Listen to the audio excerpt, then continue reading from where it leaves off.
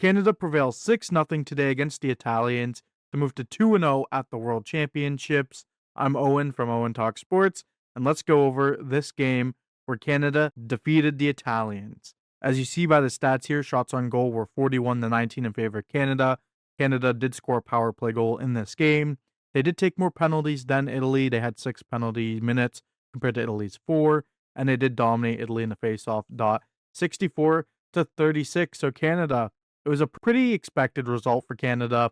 I had them winning this game, I think 8 or 9-0, and they did only win it 6-0. So a bit of a closer game, quote unquote, than I imagined, but Canada did get the job done and wasn't fairly close at all. Going over the stats here, Macklin Celebrini ended up putting up 2 goals and an assist. Ryan O'Reilly had a goal and an assist. Dylan Holloway had a goal and an assist. John Tavares had 2 assists. Fraser Minton and Evan Bouchard both added goals. Connor Brown added an assist. Denton Matejchuk added an assist. Darnell Nurse added an assist. Porter Martone, Dylan Cousins, Sidney Crosby, Gabe Velarde to wrap out the assists. Ridley didn't score a goal, so no stats to go over. Goaltending-wise, Cam Talbot, 19-19 for his 5th career shutout in 9 career World Championship games. So Cam Talbot, is he a bit of a World Championship legend? I don't know. We'll have to see. David Fadani for Italy stopped 35 of 41 for an .854 save percentage. I thought he was one of Italy's better players. I thought he made some nice saves that kept this game closer than it probably should have.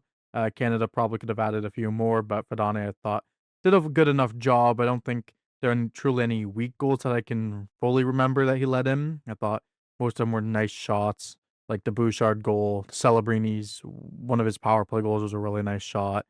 I can't fully remember most of the other goals. I'm still a bit tired. So a lot of this game is still a bit of a blur to me, but all I can take from it, Canada were the better team. They did perform as expected. The player of the game's at the bottom, Macklin Celebrini. The way I watched the game, I'd completely agree with that. 2 goals and an assist, and just his line every time they're on the ice. Him, Crosby, and whether it was Dylan Cousins or Porter Martone today who were on that line, they dominated. They controlled the puck well. And yeah, Italy had no match for them. As for Italy, they did give it to Marco Zanetti. He was one of the couple Italian players who I vividly remember actually like hearing their name a couple times. Him and Matt Bradley are the 2 that really come to mind, but Zanetti, heard his name a couple times, definitely. Again, for Italy, you lose 6-0. It's hard to pick a player of the game. Most times they'd go with the goalie, especially if Canada added a few more shots, but him or Matt Bradley, I think, would have been a fine choice. And yeah, overall thoughts, Canada played really well. Most of the possession was in Italy's zone. To start the game, I thought Italy had a few nice chances and maybe could have scored a goal. In fact, they did score a goal, but an Italian player ran through Talbot, so obviously it didn't count due to goal interference. And yeah, Canada controlled the game, so there's not much to say in this game. I mean, it was a pretty tame game for Canada. They played their best. Well, not their best. They didn't play that well at all. I thought there was a bit of sloppiness, especially in the third period. Canada probably could have added a few more goals, but they were overpassing. I know Celebrini, they were trying to get him the hat trick, and then when he had a shot to get the hat trick, he tried passing it to Crosby or whatnot. It is what it is. Canada, as the tournament goes on, they'll probably link up better. But yeah, I mean, good result for Canada. Italy, don't know what's next for them. They're probably not going to be a strong team. I think I was saying in my prediction video how I think Slovenia was the worst team in the group. Apparently, Italy is the team who got promoted last year.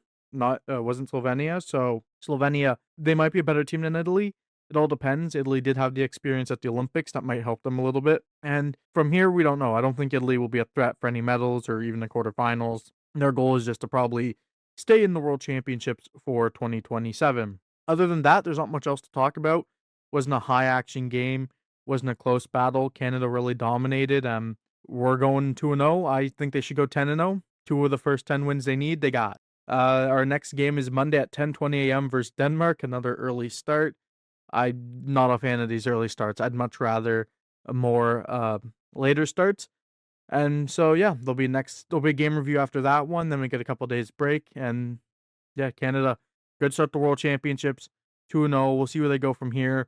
Next video from me will probably be out tomorrow morning after Manchester United takes on Nottingham Forest. Get a game review then, and also give you a Jays recap of the past week. We'll give you a spoiler alert there. It hasn't been the greatest time for Jays fans. I've been Owen for Owen Talk Sports. Canada, 6-0 winners against Italy. Next game, Monday, May 18th at 10:20 against Denmark. Let's hope the team can go 3-0 then.